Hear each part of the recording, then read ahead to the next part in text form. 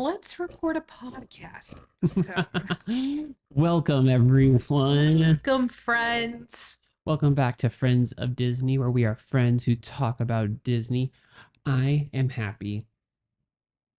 I don't know what I am. What are you? I like to think I'm sadness. You look anxious right now. I guess I'm anxiety.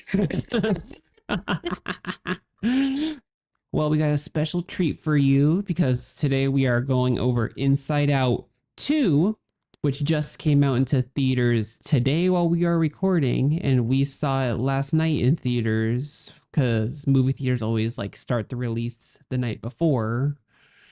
And so, warning, there will be spoilers. Yes, this is a very spoiler-heavy episode. Yes, but if you want to know our honest thoughts, comments, and concerns about Inside Out 2 and whether or not you should see it in theaters, please keep watching. Just know that there will be spoilers. We did go to McDonald's too to get toys. We just did not get anxiety, but we have envy, embarrassment, and ennui. Ennui.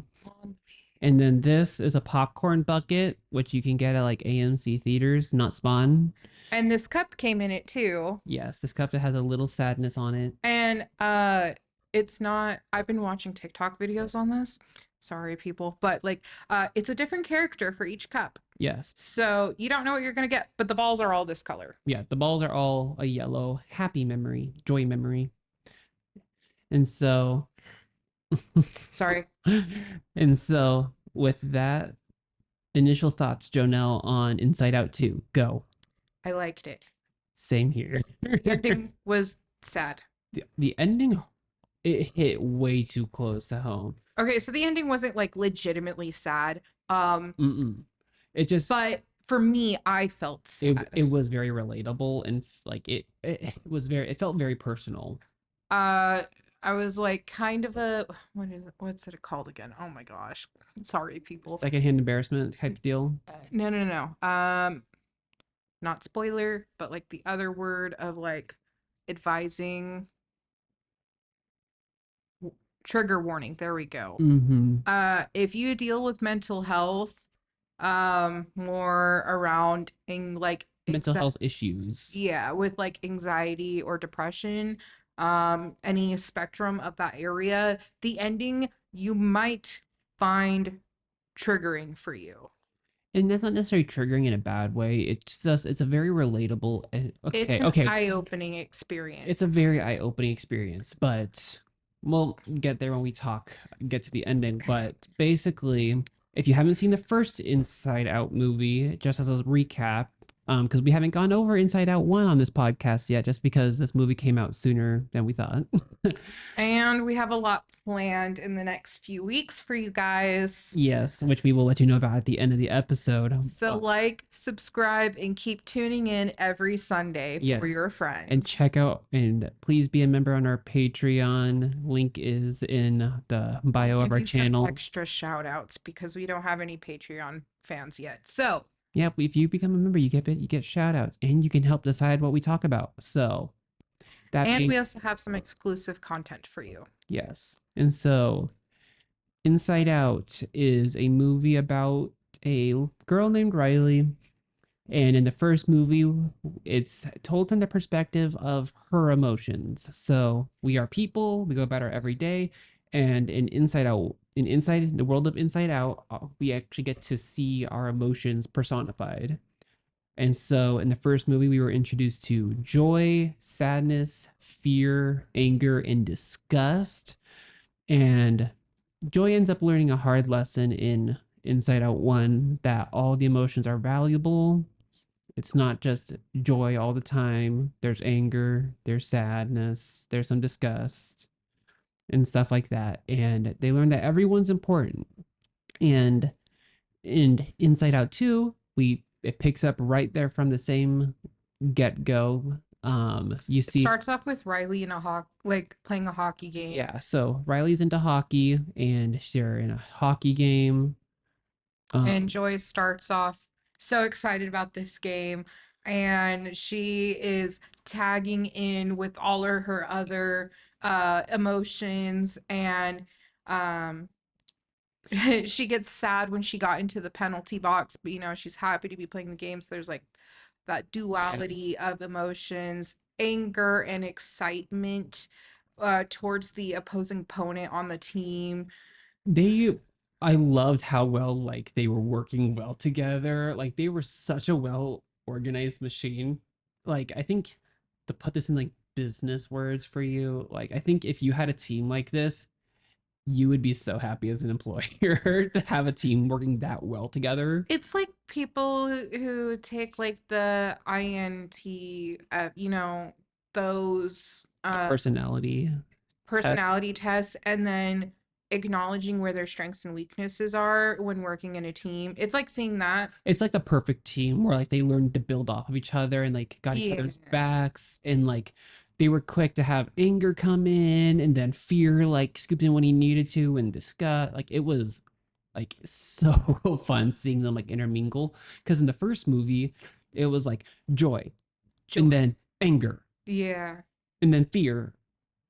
And here you can see like they learned how to work with each other and they were like, yep, we know this inside and out. We got this. But we also reach a new concept with Riley, and that's her beliefs. Yes. So we end up learning that Riley has core memories, which help form her personality. And you see and that was a huge focal point in the first movie of Riley's personality, what she likes, these core parts of her being. And from that, we learned that as she gets older, she's now starting to develop her sense of self. And her memories play into that of what makes up her belief system. And that in turn helps her to make her own decisions. Which the only by one critique on this that irritated me was that at the end of Inside Out 1, when they learned how each of the emotions are important, there was a ton of personality islands. Like there was a ton. And in this movie, they were all gone. And there was this one moment in the beginning of the movie where they were like, where's the family island? Because the family island was a really big island in the first movie. And they're like, oh, it's tucked over there in the side, next bucket behind Best Friend Island or whatever. And it was like really small. And it got me a little upset because one, they didn't continue that on. Like they lost that continuity from the first movie. But I thought that was gonna be a bigger plot point, of like, oh my gosh, the family island is so small. But I guess now that I'm thinking about it and saying it out loud, they kind of showed like how they said I didn't like they were showing how big her friends are. Yeah. Which is obviously a huge part of the movie. But like also leaning into the next part of the movie, we see why these islands are probably bigger, and it's because she's entering puberty. Yes. So At the end of the game, she gets an offer from a coach to go to hockey camp. yep. And this is like the high school coach. And so like they're in middle school. And so like to get this is like a huge deal for them.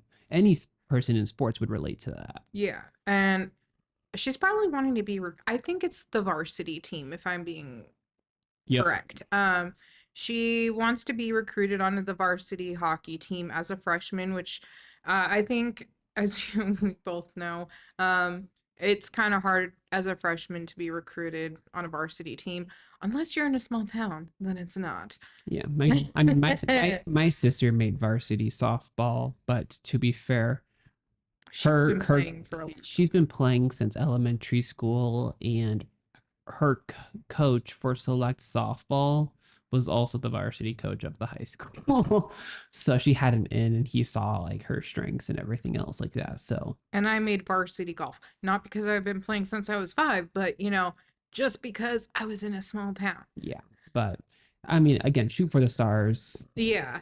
I think that'd be different if I lived here in a bigger city. But I mean, you did live in a bigger city, so yeah. But you mainly did only music, right? Mostly music, yeah. Yeah.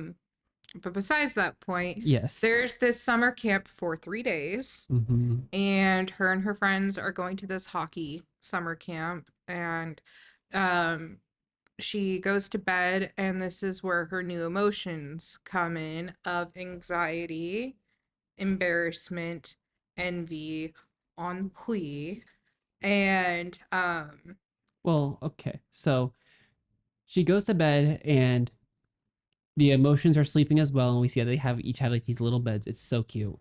And they have pajamas and they're hearing this beeping that wakes them up. And it's this red alarm that says puberty. And we saw a glimpse of that at the end of the first movie. And it starts blaring red alarm sound.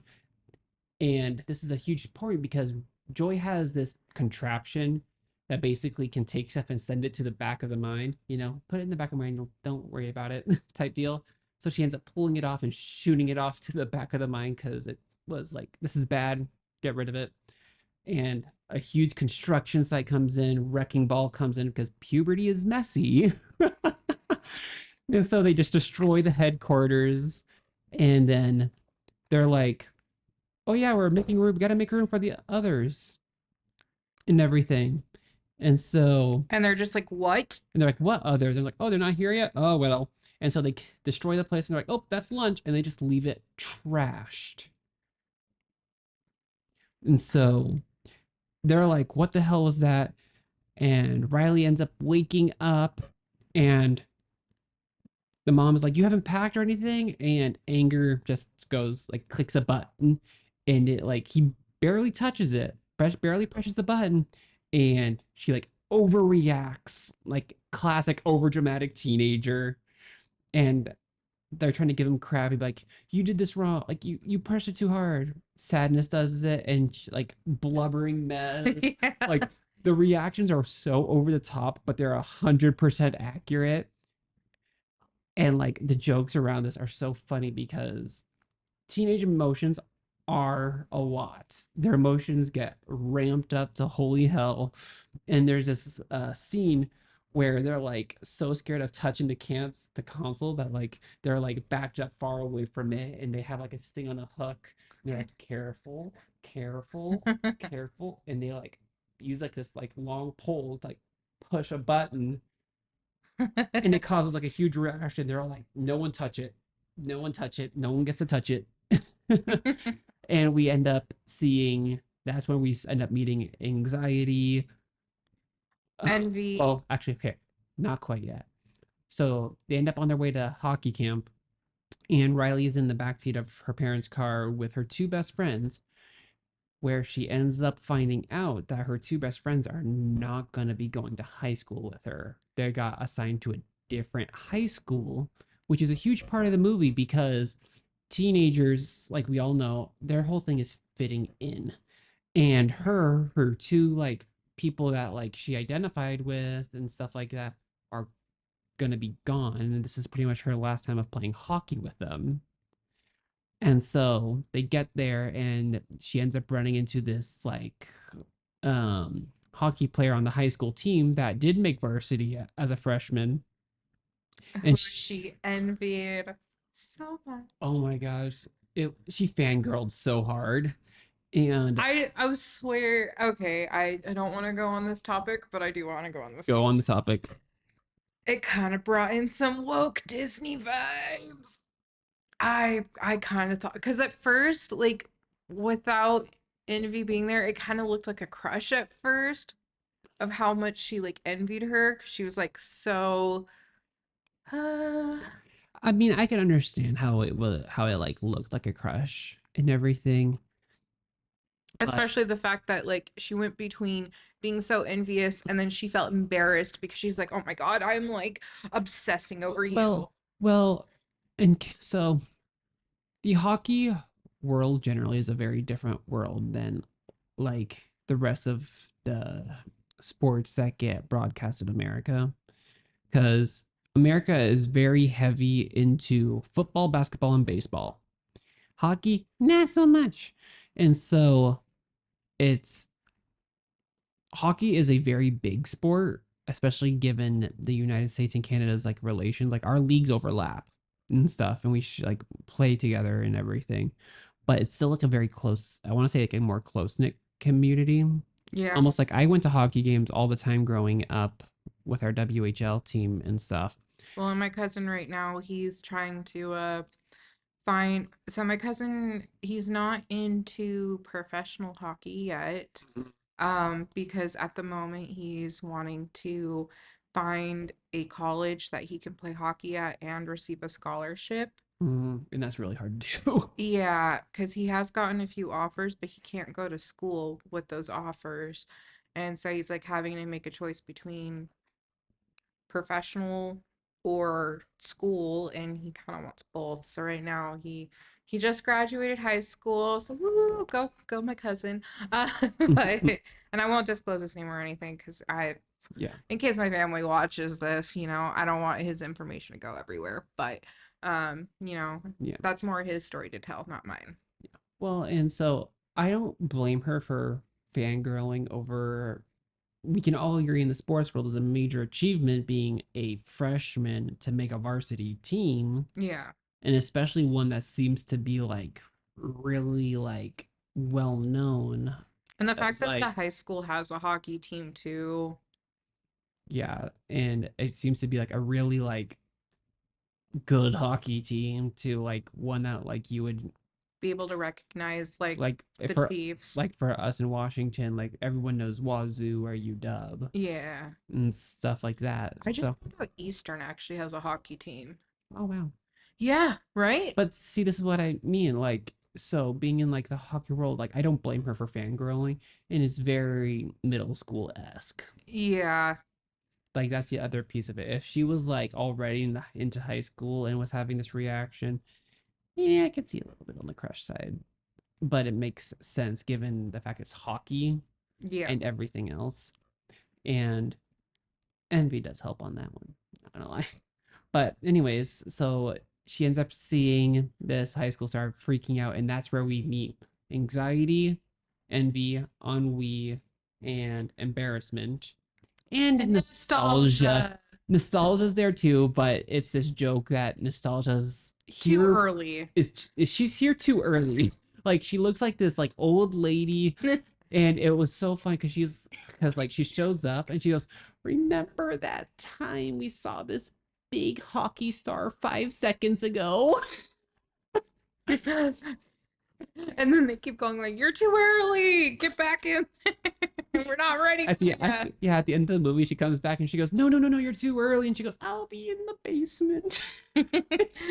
She's so cute. So cute. So I wish she was more a part of it, but I understand what like it's kind of like that. Like, yeah, we shouldn't be nostalgic yet. Do we want to talk about how the new emotions are reacting to the emotions that have been there since day one? Well, so there ends up being an old school versus new school kind of development. Like we were saying earlier, the main emotions from the first movie, they got into their rhythm. Like they knew what they were doing. They knew it inside and out, no issues. They were a well-oiled team. They had their groove.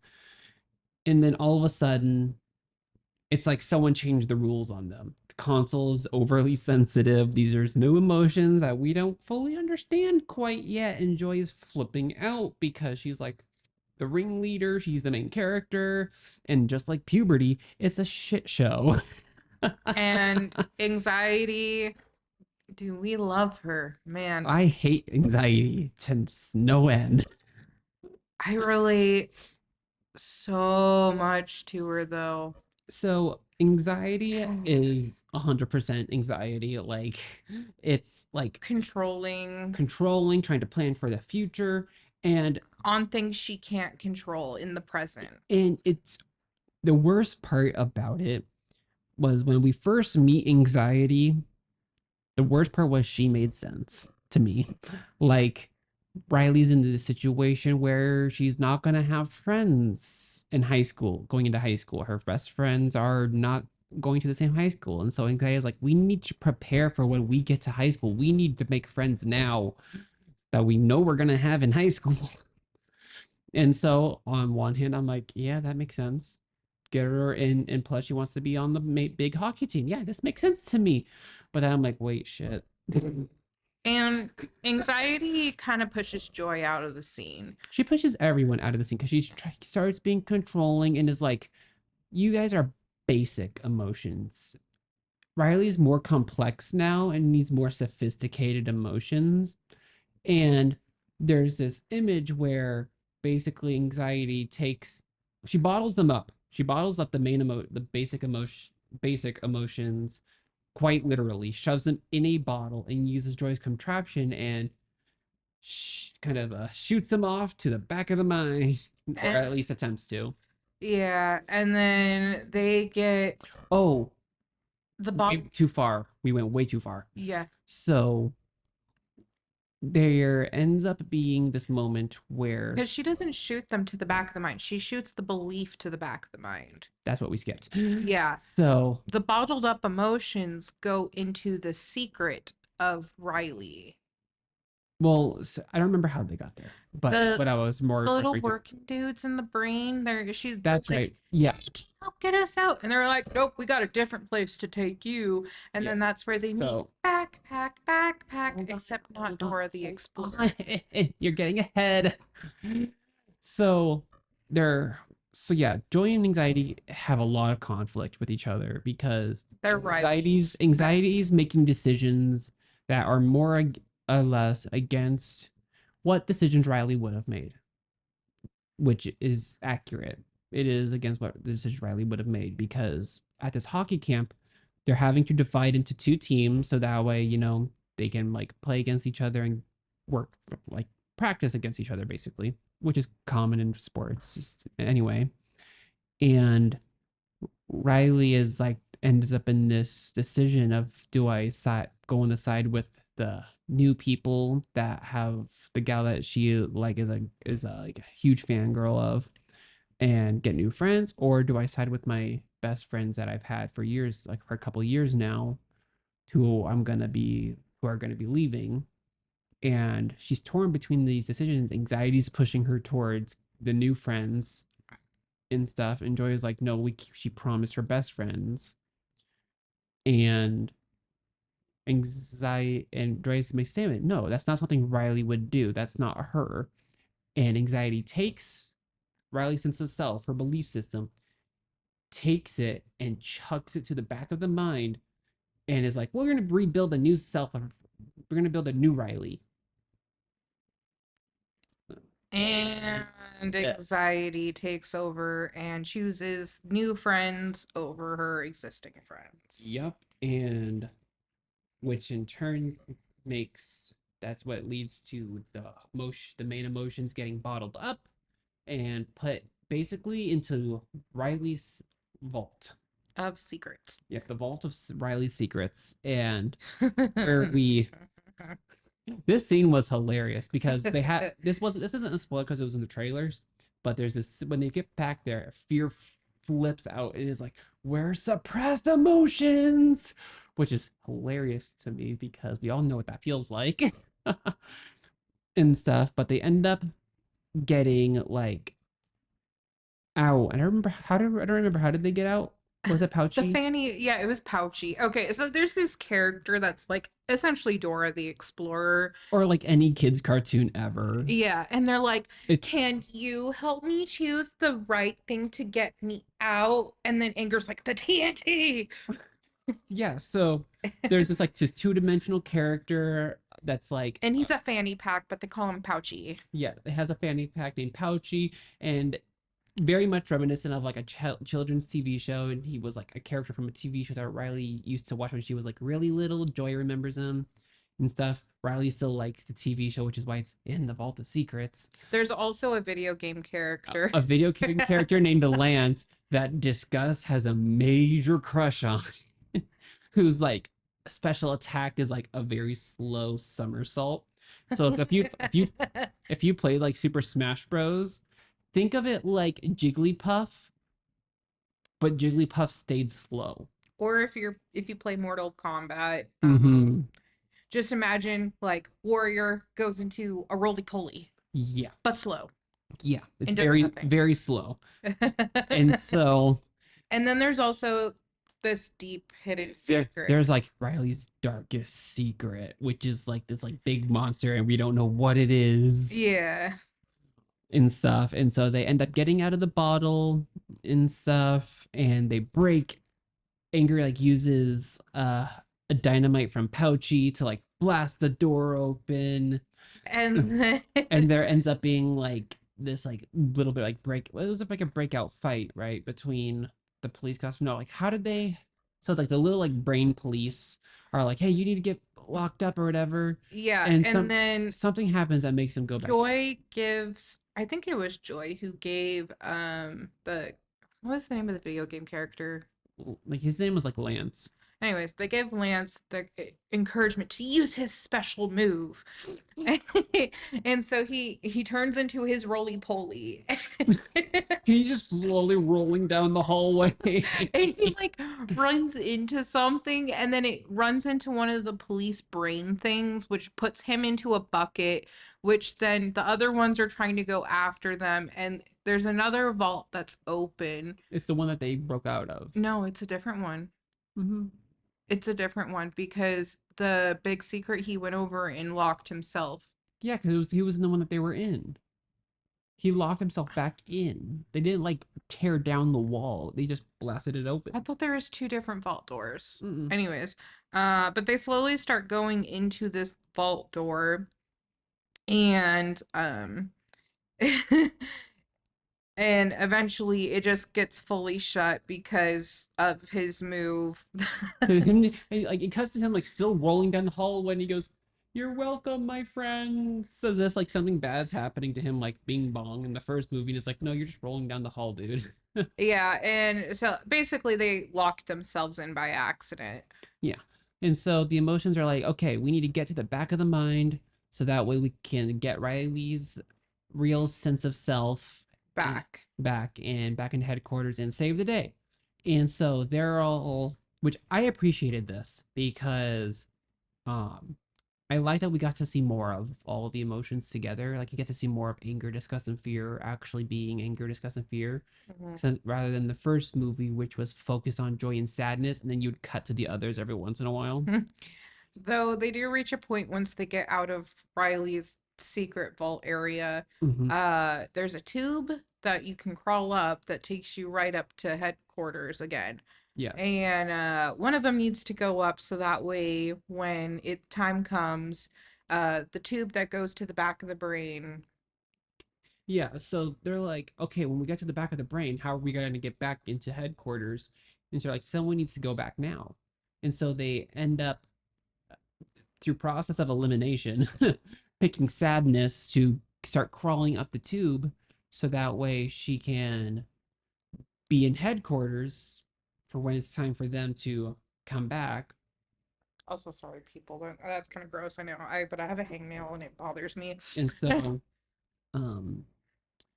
Sadness starts going back and eventually ends up getting into headquarters and is hiding. And Embarrassment helps hide her. Embarrassment and Sadness have like a little soft spot for each other. I honestly ship those two so much because they're so cute together. They're so cute. Like Embarrassment basically helps. It's kind of funny. I feel like Sadness is low-key looking at Embarrassment from the back. But so Embarrassment ends up kind of like helping keep Sadness hidden from the others until time comes. Until time comes and everything, because Embarrassment kind of knows that this is wrong. And we see that anxiety is starting to take Riley off course. Yeah. Like Riley ends up making really bad decisions in terms of like trying to stay up late. Yeah, Riley starts staying up late, unable to sleep, is getting up early to practice more because she really wants to make the team and wants things that you would do if you're anxious. Exactly. And while this is all happening, you're starting to notice like, anxiety's taking these memories and taking them down to the belief pool. And when you put thought, or like when you put an emotion bubble in this thought pool that storms the belief, like it creates like a string. It's like a guitar string. Yeah. And when you strum it, it gives kind of like, I am happy or I am loved, that type of thing. Like those are beliefs. It's like she's like in Riley's original like sense of self, the belief strings, she'd be like, I am a good person. Mommy and daddy love me. But when anxiety puts her emotion bubble in the thought pool, it's I'm not good enough. Yeah. Or like I'm alone and stuff like that. Like those anxious thoughts. And where her old like sense of self was, is like these like cracked, very obviously not good, like said this obviously not good sense of self starts to form. And anxiety and envy are pretty much the ones running the show for the most part. Ennui is ennui. Ennui is boredom, by the way. And doesn't even really get up that much if ennui Ennui controls the console from an app on their phone. Ennui plays more into when Riley is wanting to be around the girls on the new team that she wants to be on, and she's like really trying to play it cool. But Yeah. like when she gets too overly excited with envy, Ennui comes in and mutes that emotion down, and she's like, whatever.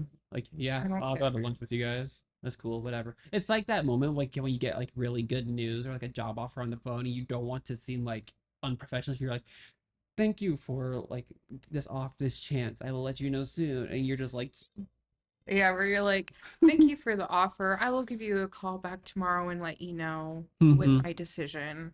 While on the inside, you're like, and so that's ennui. And yeah, so they end up like, so Joy and the others are like trying to go down Riley's stream of consciousness, which is like a river, quite literally. Which the stream of consciousness, which is kind of interesting because when she's practicing, she didn't eat breakfast that And so morning. she's thinking of her normal foods that she would eat. Yeah. Pizza. Well, and that's because what was the name of the girl again that she was fangirling over? Well, this is relevant because so Well, they'd mentioned pizza, and then she was like, "Oh, pizza." well, that's the thing. Like Riley, like what Riley would normally eat, pizza, like stuff that's good, or like she would normally eat. But then this girl that she'll like, Has been envying over, gives yeah, her a protein bar that tastes like cardboard. yeah, like she like she hates this and is like now like have like literally trying to change herself. Like anxiety is making her into do these decisions that are literally changing herself. Like she's eating food she doesn't like. It's like it. This is where it starts to hit really close to home, where it's like you know that friend of like, hey, you're not acting yourself. Why are you acting so different? You always liked this. Why are you all of a sudden hating it? You know, and you're seeing that change in Riley. Like the stream of consciousness, the main emotion is like broccoli. Why the f is there broccoli? This is disgusting. Riley hates broccoli. And then we reach Imagination Island. Or like imagination land. Yeah. It's like quite literally what you think of. It's like Riley's center of imagination. Well, Imagination Land is also brought in the first movie, I think. I think so, yeah. Yeah. But so instead of it being like unicorns, candy, and rainbows, it's There's this part of it that's like a pillow fort, basically. yeah. And it's normally like pillow fights, like everything you think of when you think of like having a pillow fort when you're a kid. But And from headquarters, there's a way to like communicate to these islands. and anxiety has this like little laptop part of the console that Joy was using as a cup holder. And she's like, oh yeah, I've had my people do research and these are like the different scenarios that can happen. Like literally like the what if spiral is like what Yeah. anxiety plays into. The people that live in Imagination Land are drawing all the what if scenarios that you would think of. Yeah, and Joy and the others see this and they're like they basically like start an uprising against anxiety with about it. And they're like, I really liked this moment, not this gonna, was such a cool moment. because this is how you like I felt like this was a way how you could see like even in like the worst scenarios, the other emotions still play a key role even though they're not even at headquarters, that they're able to influence other parts of Riley's mind. Well, and so there ends up being like an empty like drawing desk. Like And Joy starts drawing on that. Joy starts drawing like these positive scenarios. And anxiety just can't accept that these are possibilities. Anxiety's working on, like, anxiety and joy are like two sides of the same coin. Joy looks for the optimism. Joy is like, oh yeah, we can make the team. If we do this, this positive thing can happen. Anxiety is the opposite. It's, what if we do this and the coach hates us? Anxiety is the worst of the scenarios. Yes, and it's set up like anxiety is like, this is wrong. Who's bringing up all these positive outcomes? This doesn't make sense. Oh, anger makes one too. Yeah, even anger makes this really cute one of like Riley with a kitten. And Joy's like, I'll take it. Like, it's so cute. And anger is like, I can't always be the angry guy.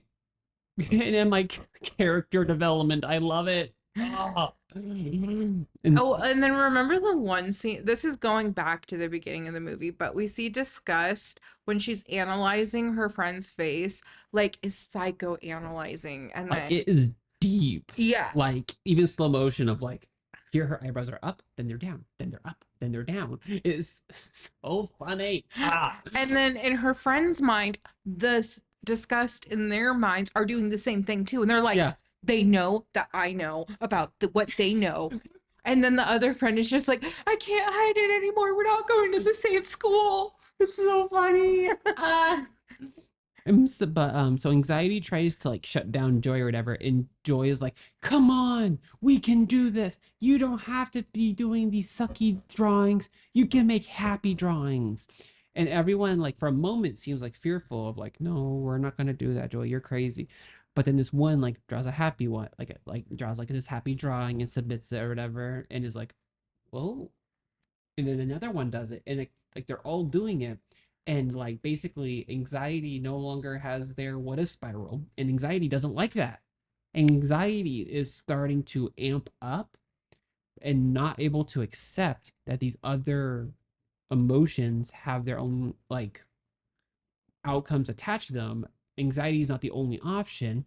It's almost like what happened in the first movie with Joy, where Joy was thought she was the most important.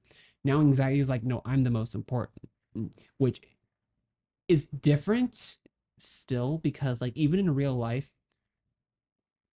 anxiety spirals. It gets nuts. It does overpower. If you don't control anxiety, anxiety will just go ham.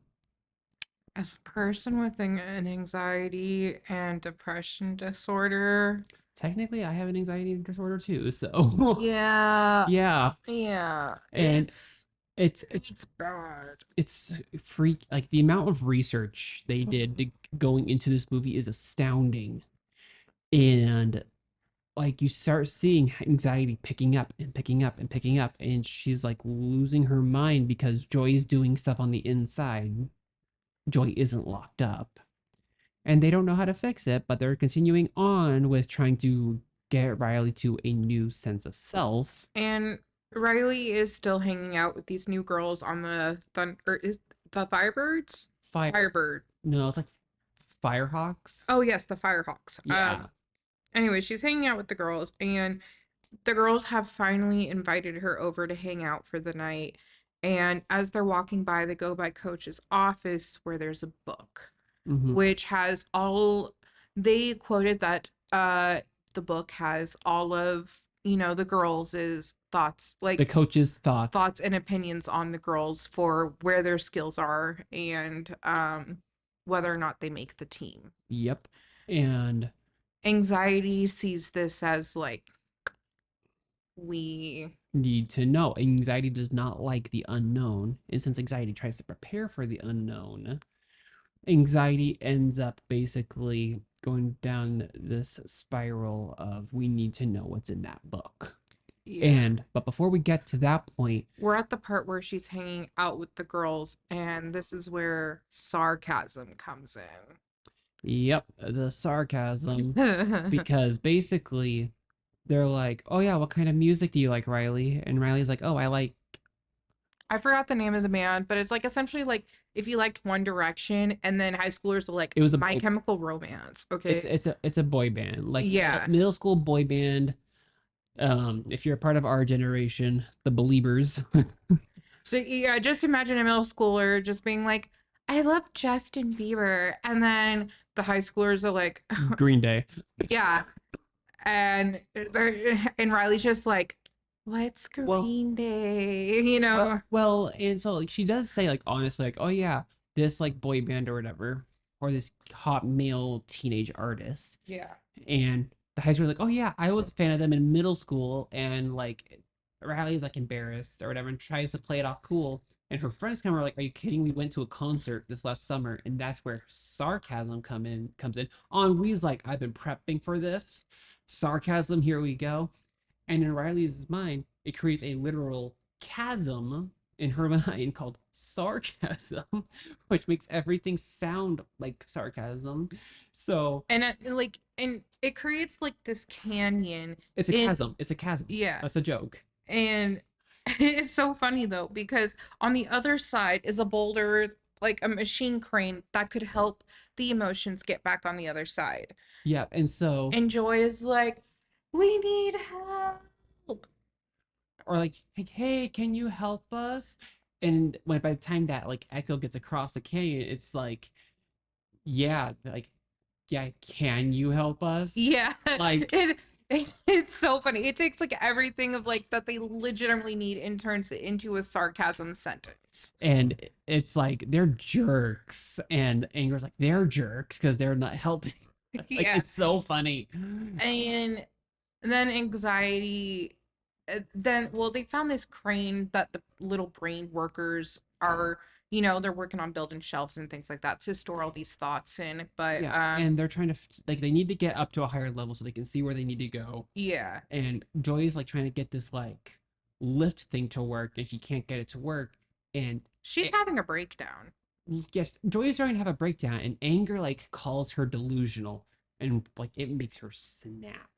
And I honestly felt kind of seen in this moment because Joy is like delusional. Of course I'm delusional. How do you expect me to be happy when all you guys do is complain and this and that when I'm trying to hold everything together and do this and do that? And it's like anxiety. I mean, like Joy has this huge meltdown.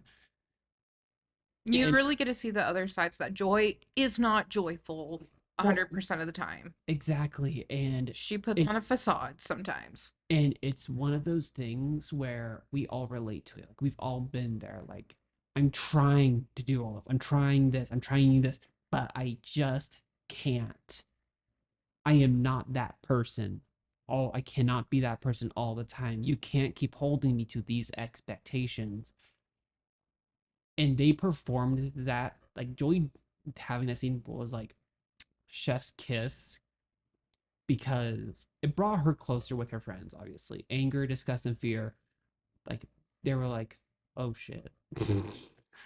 And this isn't what we're not seeing, in headquarters with anxiety and envy, ennui, embarrassment, is we're seeing essentially anxiety be the old Joy.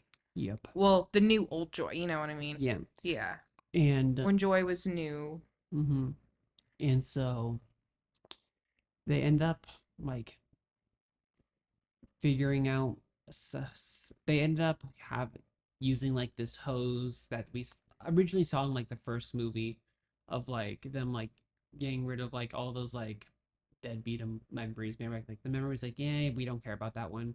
Like it's like grayed out, it's not important. And they use it to like get themselves high up and onto those on top of those shelves where they can see the back of the mind again, and they start figuring out their way there. And Riley finally is going to sleep.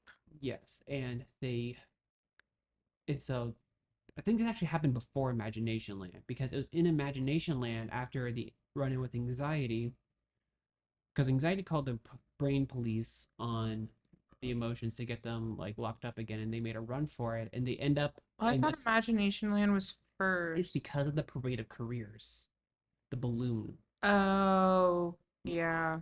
So there's like this Parade of Careers or whatever, like Parade of Future Careers, which again, it's imagination. So she was like, what can I could be this, I could be this, I could be that. And so I don't know why professional hockey player wasn't on there, I but don't know. And so they end up grabbing the hold of lawyer. it was a Supreme Court justice Oh, flute, yeah. and they end up like flying off and stuff towards the back of their mind, and they get an anxiety. Is brewing up a storm based on this book. Yeah, And also, so when they so anxiety, yeah, it gets Riley to go break into the coach's office and look in that red book. And well, that's this is before the idea, because no, that was the idea. The big idea was to go into the coach's office and look into that book. I thought the whole point was for them, like, we need something or whatever, and because of the red book. Mm-mm. Oh, well, anxiety ends up creating a brainstorm because they're needing a big idea on what to do, and so it causes issues with the balloon because it's a little brainstorm and the ideas are terrible. And the idea bubbles are literally just idea light bulbs. And Yeah, Joy's trying to smash them through this. And it's like, it's a hurricane storm of yeah, all these light bulbs and stuff. And the only way out is through the eye of the storm.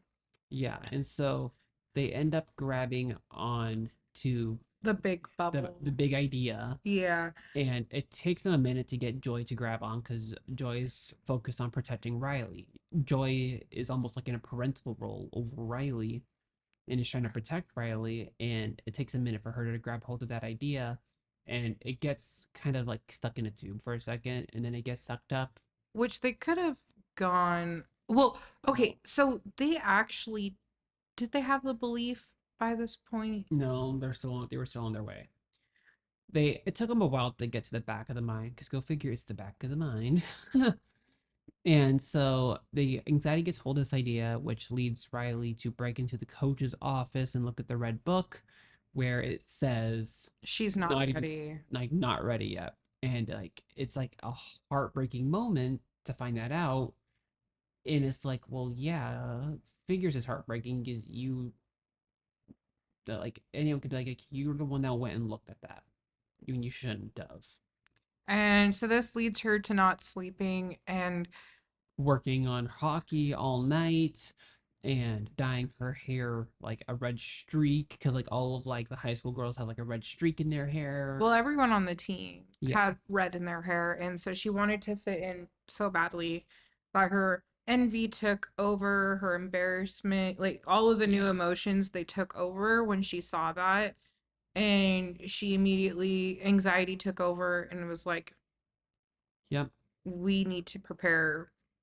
And while this is happening, like they do get to the back of the mind and everything. And Essentially, the storm leads them to the back of the mind. yeah, and Riley, like Joy finds Riley's OG sense of self and stuff, and they're like, how the hell are we gonna get all the way over back to headquarters from here? And Sadness, really quick, like Sadness has been like actually like doing stuff almost like I can't remember, like they got to the back of the mind and they were like, Sadness, we're ready, do it. And Sadness ends up like pulling down right like Joy's contraption, presses the button to like suck him up, and anxiety goes in and destroys it. the entire tube falls apart. So they can't get back now. And Joy ends up having a thought of creating this tsunami. yeah, so Pouchy shows up. Anger at this point like hates Pouchy. He goes, I don't want to do this, but you guys stay with me. Oh, Pouchy. Pouchy.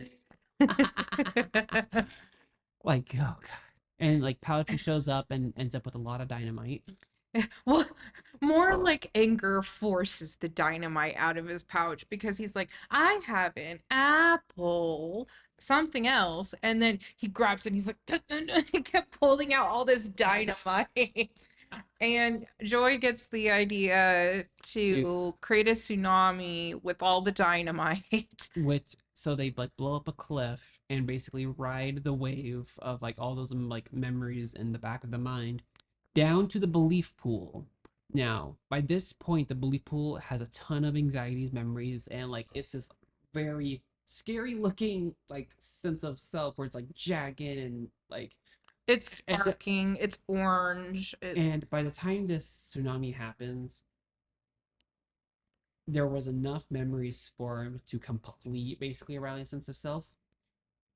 And this is by the time of like this big scrimmage match between the two sides, like the two teams at the hockey camp. And this new sense of self came forward, and it was, I'm not good enough.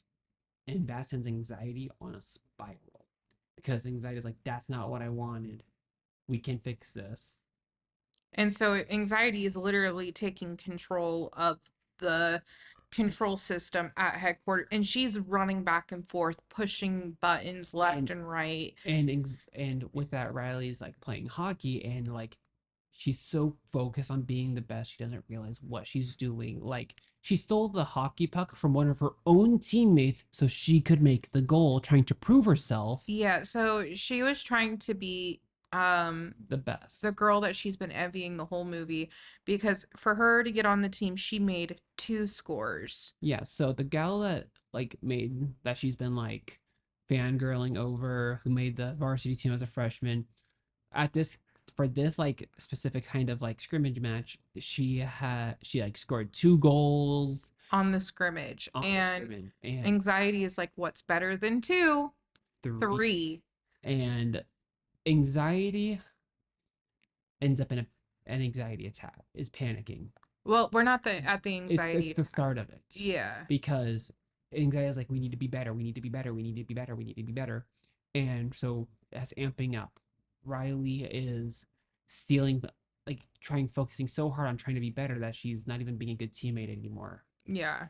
And she's being pretty selfish. Very selfish. Ends up like basically tripping, or like he collides into her best friend. Yeah, colliding into her best friend's grades. But that leads on to the full anxiety attack, and this is where the wave of emotion, or of the emotion bubbles, finally reach the emotion. Yes, so the two stories are starting to collide. So yeah, because Riley crashed into her best friend, like you said, and this is when Joy and all of that. Coach is like, penalty box, and exactly right. This is when Joy crashed into like the belief pool, and they take the elevator up to the main headquarters floor. And Joy sees anxiety and by the time they get there, anxiety is full anxiety attack. Like you can't really see anxiety. It's a storm. Like anxiety. It's a storm. Anxiety is going so fast. Anxiety can't stop. It's not a hurricane, but it's reminiscent of a hurricane. Like it's no. It's more like a tornado. Yeah. And we also see sadness and embarrassment trying to pull off this belief of, I'm not good enough. That new sense of self that anxiety created. Because they knew that like the other belief was on its way. Yeah. I'm a good person. Yeah. Well, and so like, yeah, they're trying to pull it off. They can't because of anxiety. Anxiety is going absolutely crazy. And she's too panicking strong. And is stuck in this loop. And we cut to Riley. She's breathing heavy. She's she's a full panic attack. She's okay. So, people with anxiety, you know this feeling too well. Others who don't have anxiety, you start breathing. Like for me, I personally like what Riley was doing. She was feeling her own heartbeat. Like she was checking to make sure she was alive. Like she was in straight fight or flight mode. Yeah, it was full panic attack. Yeah, like she's not thinking clearly. She's only thinking about things that are making her anxious, which is I'm not good enough. I'm not good enough. Yeah. I did something. I'm not going to make the team. I'm not good enough. I created a penalty. I did this. I did this. I did this. I did everything wrong.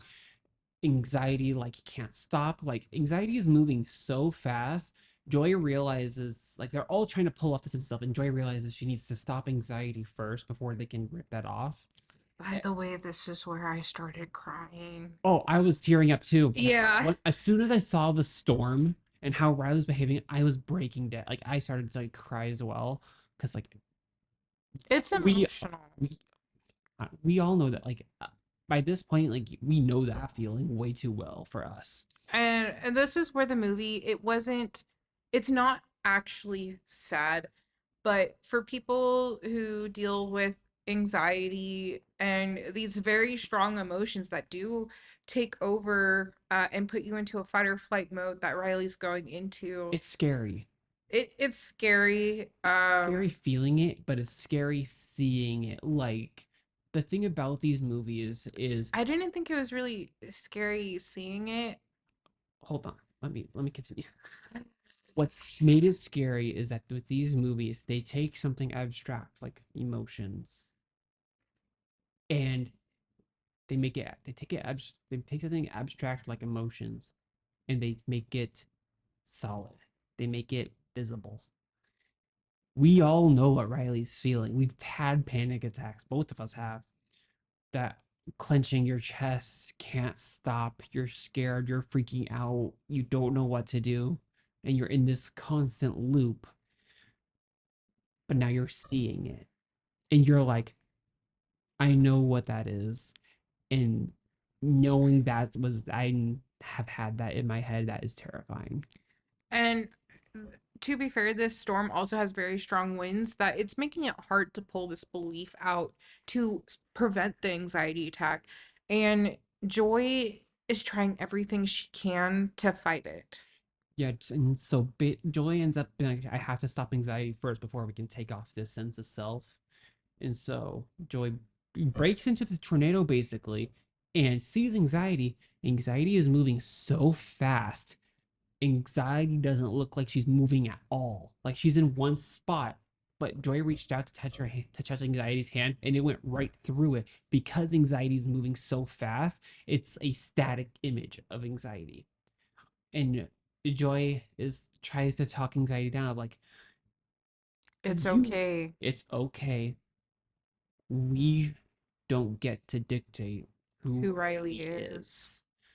And anxiety ends up letting go of the controls, and Joy like takes over a little bit and gets anxiety away. And then sadness comes in. The sadness comes in, and they rip off the old sense of self, that new sense of self. So let's take a step back for a second. Mm-hmm. Let's go back to the wave of the emotion bubbles.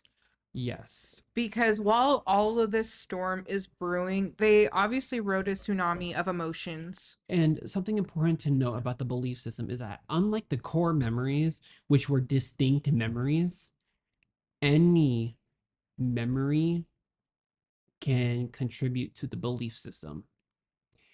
And so when they ride this tsunami, we see that all these new memories that they were like, yeah, let's kick it to the back of the mind. We don't want that really are now in the belief pool and are now creating new belief strings. And so when they pull off anxiety's version of Riley, they try to put the new one back and it's not solving anything. It's just not. Because that's not who Riley is anymore. And because of all of those emotions that are going into the thought pool, we're seeing a new form of belief sprout. Yeah, a new sense of self is beginning to form. And so they end up Joy takes off the old one and they're all like, what the hell? And they see a new sense of self being created. And Joy tells them we can't dictate who Riley's going to be. Yeah, and the sense of self is going to panic because it's like, I'm mean, I'm a good person, I'm a winner, I'm not good enough. Like going through all these different versions of like what Riley thinks of herself, and all the emotions end up hugging Riley. They're like, it's okay. You are all of these things and more. We are here for you. Which is the end of the fight or flight storm. And Riley calms down and is crying, and her best friends come over and they have a heart to heart. Riley's like, I'm sorry. I've been a jerk. I was a jerk. Like, she takes ownership of what she was feeling and apologizes. And she was a good person. And she's like, and they're like, It's okay. It's all good. Even that's really weird for us That to do. is so weird. Uh, if you don't know, we can't do physical affection at all. So even that was weird. We mentioned it a lot in case you haven't noticed, but if you're new to listening, we can't touch. No. But and so the hockey game continues or whatever, and it cuts to like Riley in high school officially, and she's sitting at lunch with the girls from the hockey camp and stuff, and she's like anxiously waiting and like oh, the coach is gonna post the email like soon and stuff, and her friends are like, don't worry, if you don't get it, you can try again this year. She's like, you're right. And like on the emotion front, like you see like they're all like And anxiety tries to brew up a storm because she's like, if we don't make the team, then but and then Joy's like, it's okay. Joy's like, come sit in their comfy chair, drink some tea, relax. She has a massage chair for anxiety, and she's like, she turns it on and she's like, how's that feel? And And she's like, what can we be anxious about now? You know, what things can we worry about that are in what our control? yeah. And which was a Spanish test, I believe. I don't remember. I think it was a Spanish test, but honestly, I loved that portion. Because I mean, I spend a lot of time with my therapist on this. Is like, How do we control our anxiety? yeah, because when you're in an anxiety attack, me and my therapist, we have been going over vagus nerve techniques. And in case if you don't know what the vagus nerve is, little science lesson here, but it goes from your spine, like all the way down your spine from the neck to down. Anyways, it essentially is what triggers your fight or flight mode. And so you can do self meditative techniques in many ways, which this is what my therapist gave me to figure out what self meditative techniques that specifically target the nerve to calm it down to get you out of this fight or flight mode. Well, and when Riley is calm, so you see Riley starting to calm down from her panic attack. And it's really interesting because you see a common technique being used, and that is focusing on stuff you can perceive through your senses. So, like, you see her starting to feel the bench and that texture. She hones in on the sound of skates on the ice. And that's a real technique that can be used to help calm down panic attacks. Mine from my paper, I hold my heart and feel my heart beating, and I'm like, I am alive, I am okay, it's okay. Mm-hmm. And so, which again, like, that's one of the many things like I appreciate about this movie is how it addressed those kinds of like instances of like panic attacks. How do you calm down from a panic attack? How do you control anxiety on a day-to-day basis? What's important things to remind yourself of and whatnot. And so seeing Joy help out anxiety and be like, it's okay, we can relax. And Riley, we don't know for sure whether or not Riley gets on the team. Which I'm upset about. All we see is like she gets to her locker, she's like looks at her phone, she just goes, and that's it. Yeah. But we did watch till the end. We watched to the very end, and well, so during the credits, we see like she's like with her parents, and her parents are like, "Hey, how was camp?" And they're like, "How do we respond? We don't want them to know about this. We don't want them to know about this. We don't want them to know about this." And Anwia's like, "I got this." Click, and she goes, "It was good," which Triggers the parents. it triggers the parents because the mom, like the emotions mom, was like, "Really, gone for 3 days, and that's all we get." And then like the mom's anxiety pops out, and the emotions like, "Welcome back, anxiety." And the dad, his is anger, right? The anger's in control of the dad, like the main guy for the dad, but like the dad's anxiety comes in, and they're like, what's the worst it could be? Puts on the game again. Like it's a running joke from the first movie. Um, and Riley's saying good, like it was good. I relate to that too hard. That was me all the time in middle and high school. Hey, how was school? Good. Moving on with my day. Whereas my sister would be like, this happened, and oh my God, this happened. Me, on the other hand, now was so I got like a full diagnosis done on my mental state and psychological exam. 'Cause uh the reason why I felt like this kind of like hit really hard during that storm, um with my emotions, I feel like physical pain when they're too strong. Me too. Yeah, and it's a very stabbing and aching feeling, and a lot of time it stems from depression and anxiety, which occurs most of the time on a daily basis in my life. Um, Yeah.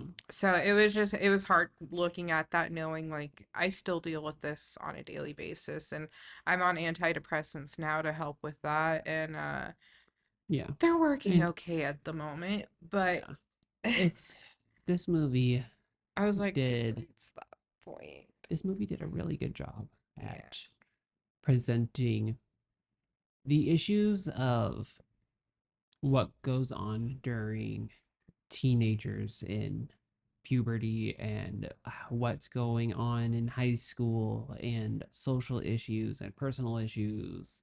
And even though we're out of our teens, like I'm 24, we're both 24, Megan's 25, and she's not here because of just more not pregnancy nausea, didn't want to have to like be here when she wasn't feeling good. So, Which we understand. oh yeah. Uh, But even though we're in our 20s, it's one of those things where and mental health has come a long way within the last 10 years. But that being said, what we know now didn't really exist too much when we were going through middle and high school. I was like, when you were mentioning like what you would do in middle school, with my diagnosis, I also got some personality disorders thrown into my diagnosis, and one of them that like I now sit and reflect on a lot is I was diagnosed with avoidant personality disorder, which I had no clue was a thing. Me neither. But now I do. And when I look back at it, I think of like what my parents would say, if I came home from something, I never told them Mm-mm. because I didn't want them. I didn't. So the thing with avoidant personality disorder is you fear rejection, which is where the anxiety comes in, because it's a form of an anxiety disorder and as well as a depression disorder. It's wonderful. It's a wonderful thing that we deal with on a daily basis. But yeah, I kind of like was like thinking about that, and I'm just like, man, like I just won't tell my family or anything. Like I straight up avoided those things. And I'm just like, they're probably wondering what the hell's going on in my life. And I'm like not telling them a dime because I'm like, I don't want to tell them anything. Yeah, I didn't share a lot with my family either. Not I straight necessarily. up avoided, which is Yeah, the it's not. Yeah, thing. it's not on the same level as what you did. Yeah, I would I put it to a different conversation that I knew they could handle, that I could handle as well. So I wouldn't get the same sense of like judgment or a whole yeah, bunch of things. yeah, But but we didn't have a lot of tools and resources that are available today when we were in high school because mental health has just been making strides in the last 10 years due to growing research. I didn't start getting help until I went to college. Same, same here. And I forgot, were you the one that told me to go to the counseling center at school? quite possibly, I needed to be told to go to the counseling center. I straight up had one of our friends walk me there to make sure I went there. And Yeah, I forgot if what led you me there. realistically, if you struggle with mental health in any way, And trauma. don't be afraid to reach out. And I know that's easier said than done, but like, A therapist is not going to judge you. mm, They're there to listen. They're literally paid to listen to you. and whatever therapist you end up getting, you don't have to pick. pick one and be done. You can go from one and say, that wasn't a good fit. Let's try a different one. That wasn't a good fit. Let's try a different one. You can wait to find one that fits in for you and that feels right for you. Because therapists are there to help and give you guidance on whatever you need. And sometimes that looks like helping with a mental disability of some kind. Both of us have them. Yeah. And sometimes that's just needing to learn tools to process things or how to manage everyday life. And that's okay.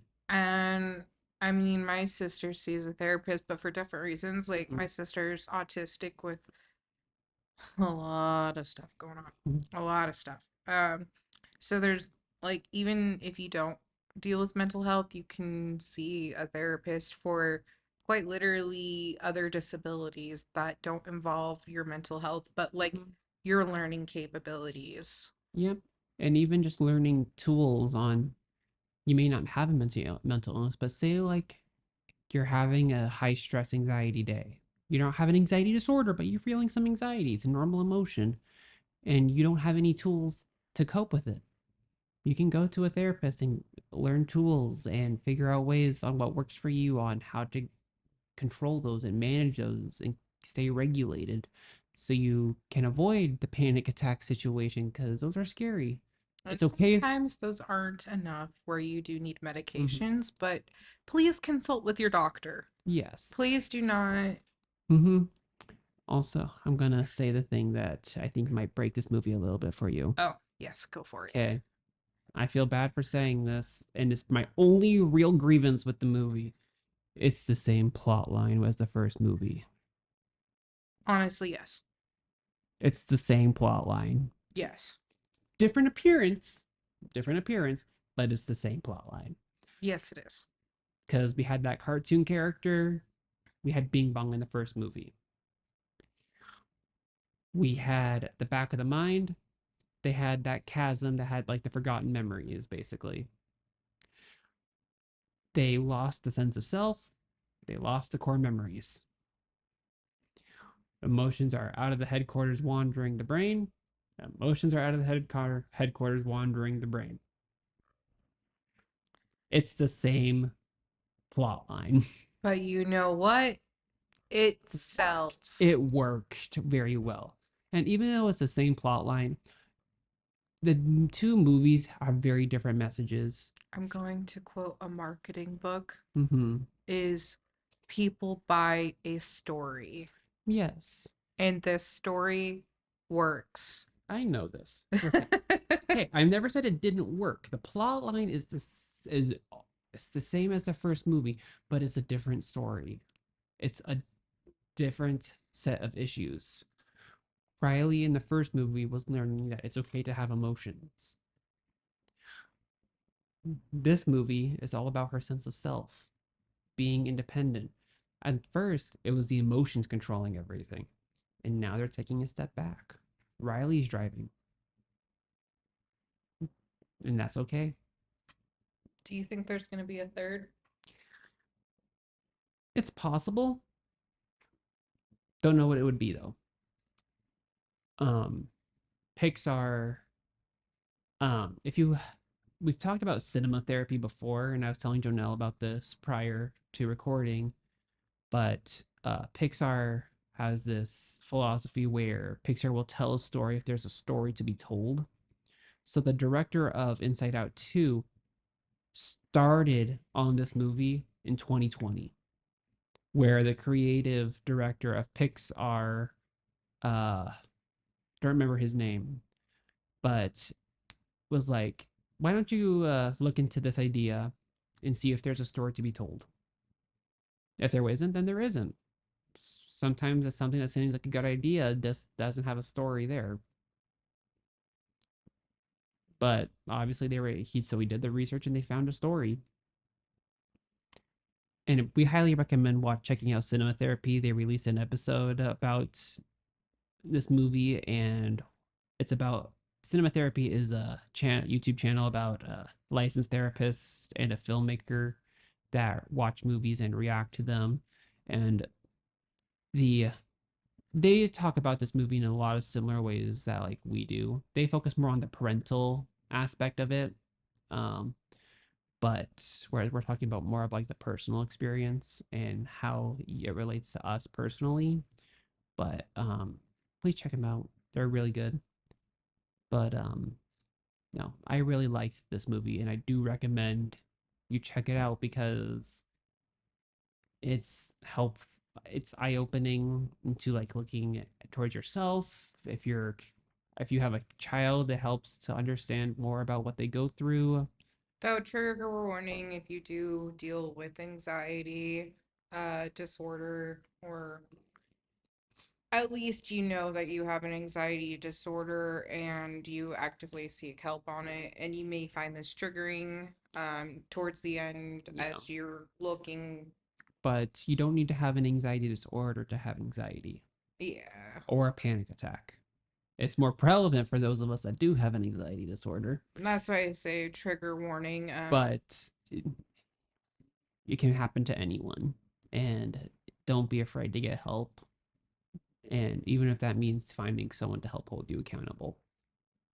But, anyways, With that said, friends, we hope that you enjoyed this episode in talking about Inside Out 2. And starting next week, we start diving into the world of Descendants.